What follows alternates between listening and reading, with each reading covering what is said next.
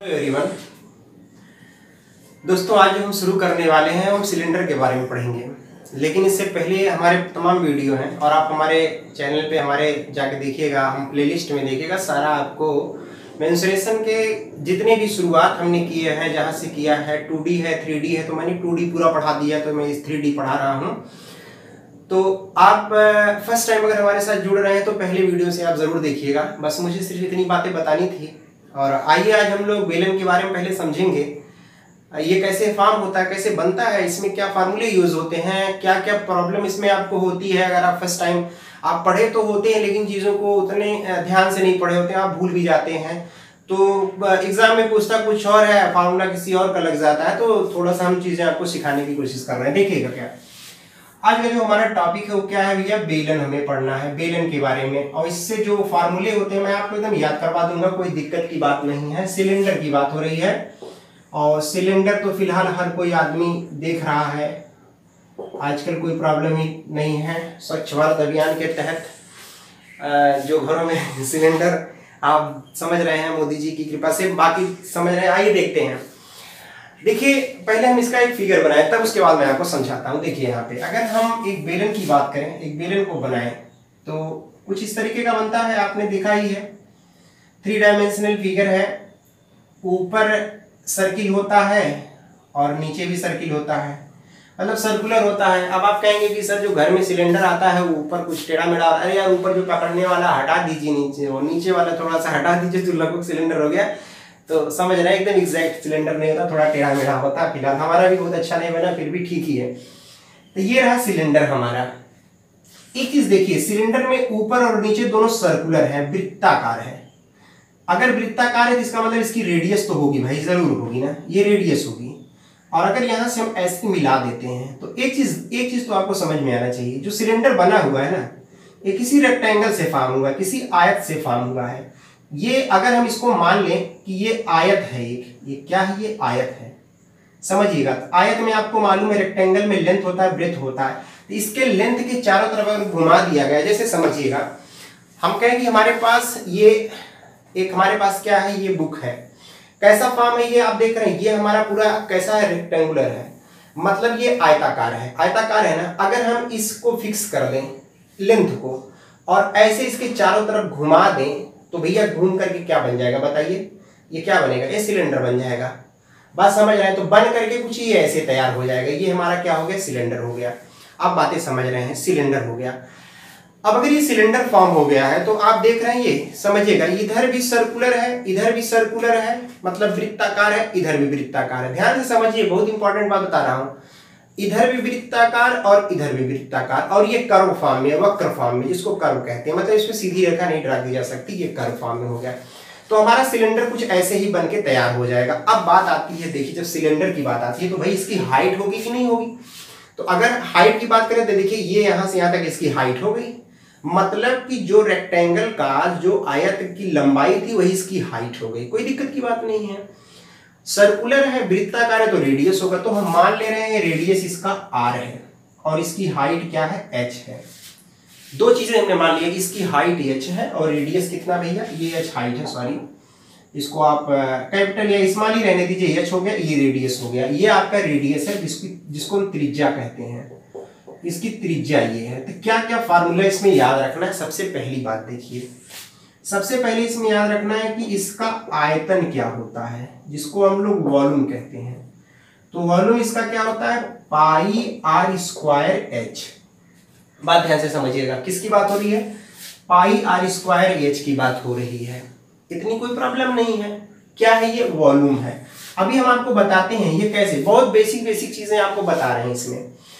दूसरा, वॉल्यूम का मतलब कि अगर ये मान लीजिए खोखला है, ये हॉलो है, इसमें कितना आप भर सकते हैं, कितना गैस आ सकती है, कितना सामान आ सकता है, वो पूरा इसका वॉल्यूम।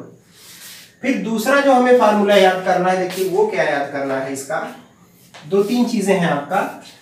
अगला हमें जो याद रखना है वो हमको रखना है इसके वक्र पृष्ठ का क्षेत्रफल। वक्र पृष्ठ है, ये वक्र पृष्ठ का क्षेत्रफल, ये क्या होता है, ये हमारा होता है 2 पाई आर एच। वक्र पृष्ठ का क्षेत्रफल 2 पाई आर एच। तीसरा जो हमें याद रखना है वो क्या याद रखना है हमें कि अगर हम पूछे इसका कि टीएस से टोटल सरफेस एरिया, वक्र पृष्ठ नहीं संपूर्ण, ये इसको बोलते हैं कर्व सरफेस एरिया। ये वॉल्यूम हुआ, इसको बोलते हैं कर्व सरफेस एरिया। तो कितना हो गया 2 पाई आर एच, इसी को मैंने इंग्लिश में लिख दिया बस। ये आपका हो गया। अब अगला जो हमारा क्या है, संपूर्ण पृष्ठ का क्षेत्रफल। तो याद रखिएगा किसको बोलते हैं, टोटल सरफेस एरिया। ये क्या होता है 2 पाई आर ब्रैकेट में एच प्लस आर। ये बातें आपको याद रखनी है, ज्यादा उधर नहीं लिखा है हमने। 2 पाई आर एच प्लस आर, ये आपको समझ में आना चाहिए। संपूर्ण पृष्ठ का क्षेत्रफल ये, वक्र पृष्ठ का क्षेत्रफल ये, वॉल्यूम ये, इतनी बातें आपको याद रखनी है। दूसरी बात आपको मालूम है जो पाई का मान होता है 22 बटा कितना होता है 7 होता है। पाई का मान कितना होता है 22 बटा 7। पाई होता क्या है आपको ये भी मालूम है। पाई के बारे में समझ लीजिए। अगर हम पाई की बात करते हैं, किसी सर्किल में अगर एक सर्किल बना दें, इसकी रेडियस आर ले लें, तो हम पूछे इसकी परिधि क्या होगी, सरकमफ्रेंस क्या होगा, तो आप कहेंगे सर जी 2 पाई आर होता है, हम पहले पढ़ा के आए हैं। और अगर यहां से यहां तक इसको मिला देते हैं, जो कि सेंटर से पास करता है, इसको डायमीटर बोलते हैं, व्यास बोलते हैं। हम पूछेंगे व्यास क्या होगा, तो रेडियस का डबल व्यास होता है 2r। तो परिधि और व्यास का जो रेशियो होता है ना, रेशियो किसका, रेशियो किसका अनुपात, सरकमफ्रेंस और डायमीटर का, मतलब परिधि का। परिधि कितना है 2 पाई आर है और ये 2r है। r कैंसिल, 2 कैंसिल, बचा क्या पाई। कोई भी सर्किल, ये एक्चुअली निकाला गया है, कोई भी वृत्त ले लीजिए किसी भी रेडियस का, उसका सरकमफ्रेंस का मतलब ये परिधि की लंबाई निकाल लीजिए और इसके डायमीटर से भाग दे दीजिए, जो वैल्यू आएगा वो पाई होगा। बड़ा बेसिक कॉन्सेप्ट है, इस चीज को समझना चाहिए और आना भी चाहिए। अब देखिए वॉल्यूम की बात तो हमने कर दिया। वक्र पृष्ठ क्या होता है, देखिए वक्र पृष्ठ का मतलब याद रखिए, वक्र पृष्ठ कर्व सरफेस एरिया, ये बगल बगल वाली एरिया, इसके एरिया, ये बगल की एरिया, मतलब ये अगर हम बात करें इधर की एरिया, ये पूरा बगल बगल, ये ऊपर नीचे नहीं, इसको मत याद रखना, ऊपर नीचे नहीं भैया, ये बगल बगल की एरिया क्या होती है, कर्व सरफेस। याद रखना बहुत गड़बड़ी होती है, कर्व की जगह सरफेस टोटल वाला लगा देते हैं लोग, तो ऐसा नहीं करिएगा। अगर कर्व सरफेस एरिया की बात हो रही, मतलब ये एरिया बगल बगल की एरिया, बात समझ गए। कितना होता है 2 पाई आर एच। टोटल का मतलब ये बगल बगल वाले में इधर की एरिया और इधर की एरिया जोड़ दीजिए, टोटल सरफेस एरिया आ गया।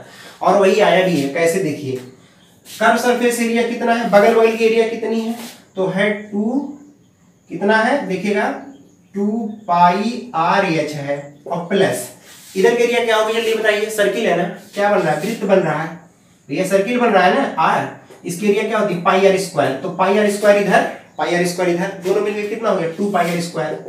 अरे यार यही तो होगा 2 पाई आर स्क्वायर, इसमें जोड़ दीजिए 2 पाई आर स्क्वायर, 2 कॉमन है, पाई कॉमन है, आर कॉमन, तो 2 पाई आर कॉमन ले लीजिए, बचा के एच प्लस आर। देखिए यही टोटल लिखा हो 2 पाई आर एच प्लस आर, कोई दिक्कत की बात नहीं है, वही यहीं से आया हुआ है, तो आप इस बात को समझ गए होंगे, इसमें कोई नई चीज नहीं है। दूसरी चीज क्या है, एक बात और समझिए, आपने पढ़ा कि अगर कोई आयत है, कोई रेक्टेंगल है, इसकी लंबाई L है, चौड़ाई A है, B है, तो हम पूछे एरिया क्या होगा, तो आप कहते हैं सर जी L इंटू बी, लंबाई गुणे चौड़ाई एरिया होता है।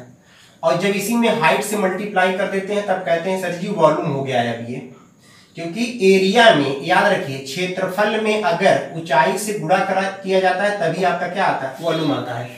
एक बात बताइए, अगर हम पूछे इसकी एरिया क्या है, सर्कुलर है, इसकी एरिया कितनी है पाई आर स्क्वायर, और अगर इसमें ऊंचाई से गुणा कर दिया जाए, ऊंचाई से गुणा कर दिया जाए तो जो मिल रहा है वही तो आयतन मिल रहा है, मतलब ये a है और इंटू क्या है h है, एरिया इंटू हाइट है, यही तो वॉल्यूम है। बात समझ गए।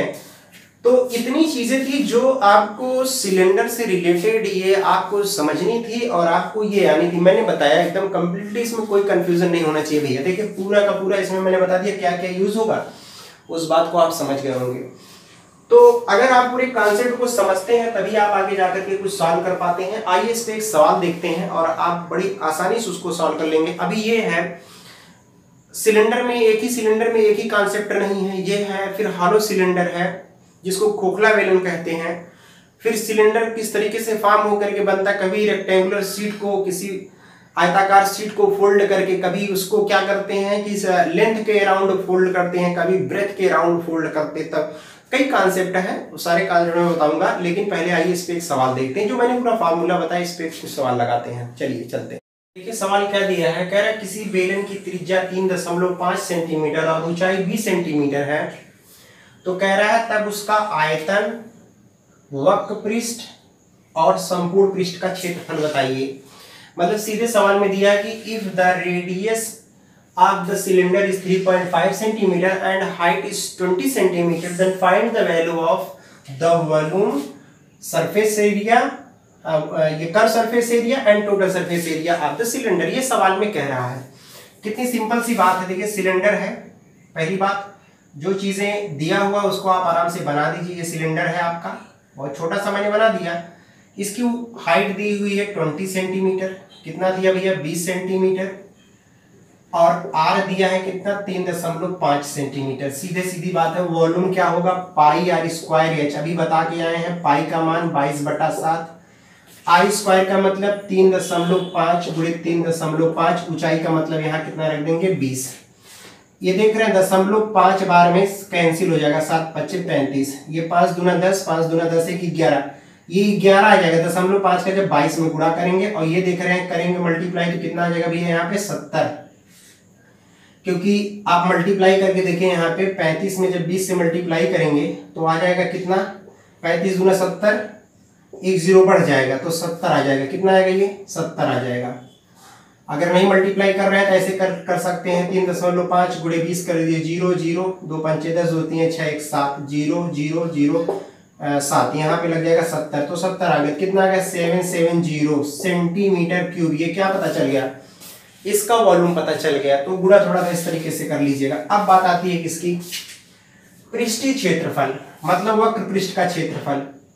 तो हमें मालूम है इसका जो वक्र पृष्ठ का क्षेत्रफल होता है वो कितना होता है 2 पाई आर एच होता है। तो 2 पाई का मतलब 22/7, आर का मतलब कितना दिया है 3.5, हाइट कितना दिया है 20, तो 0.5 बार में ये फिर कैंसिल हो गया। ये देख रहे हैं 20 दूना कितना हो गया 40, इसका हमने इसमें गुणा कर दिया 20 दूना 40, और ये आ जाएगा 11, क्योंकि 5 दूना 10, 5 दूना 10 एक 11 चौका 44, तो 440 क्या आ गया सेंटीमीटर स्क्वायर करिएगा, क्या चीज सेंटीमीटर स्क्वायर। फिर पूछ रहा है टीएस से, मतलब टोटल सरफेस एरिया। फार्मूला अगर आपको मालूम है तो समझ आएगा 2 पाई आर एच प्लस आर, तो 2 रहने दीजिए 22/7 रहने दीजिए, आर का मतलब 3.5 है, कितना है 3.5 है, काफी इधर लिख रहे हैं, थोड़ा सा हम इसको हटा देते हैं यहाँ से। आप इसको यहाँ देख लीजिए, यहाँ पे टीएस से क्या है 2 पाई आर एच प्लस आर, तो 2 22/7 और r का मतलब 3.5, और एच में जब r जोड़ेंगे देखिए 3.5 में 20 जोड़ेंगे कितना आ जाएगा 23.5 आ गया। बात समझ रहे हैं, ये वक्र है आपका। तो देख रहे हैं यहाँ पे फिर 0.5 हो जाएगा, ये 44 हो जाएगा, या आप ऐसे कर लीजिए 5 दूना 10, 1 आ गया 22 आ जाएगा। कैसे समझिएगा 0.5 है, 0.5 में पहले 2 का गुणा करिए तो 2 पंचे 10 आ जाएगा, यहाँ 1 आ जाएगा, 1 में 22 का गुणा करेंगे तो ये आ जाएगा, और गुणे 23.5 गुणा कर दीजिए। गुणा करने के बाद जो आएगा सेंटीमीटर स्क्वायर, ये इसकी वैल्यू हो जाएगी। तो मतलब कहने का अगर सीधे आपको फॉर्मूला पता है तो चीजों को आप बड़ी आसानी से क्या कर सकते हैं, सॉल्व कर सकते हैं। तो ये था हमारा सिलेंडर से रिलेटेड थोड़ा सा छोटा सा कॉन्सेप्ट, उस पर एक प्यारा सा सवाल। अब अगले वीडियो में हम दूसरा कॉन्सेप्ट सिलेंडर का लेकर के मिलेंगे, और चीजें अगर आप समझ रहे हैं तो आप अपने दोस्तों में ज़्यादा से ज़्यादा इस वीडियो को शेयर करें और चीज़ों को समझें। एक बार नहीं समझते हैं तो बार बार देखें।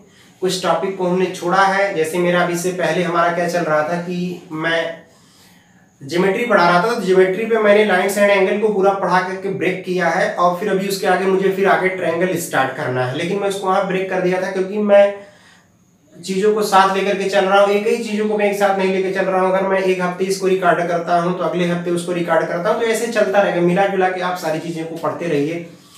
सारी चीज़ें रिकॉर्डेड है, आपके पास है, आप आराम से पढ़िए, समझिए और बार बार समझिए इस चीज़ को। अगले वीडियो में हम लोग एक दूसरे कॉन्सेप्ट के साथ आपसे फिर मुलाकात होगी। तब तक के लिए नमस्कार, बहुत बहुत धन्यवाद।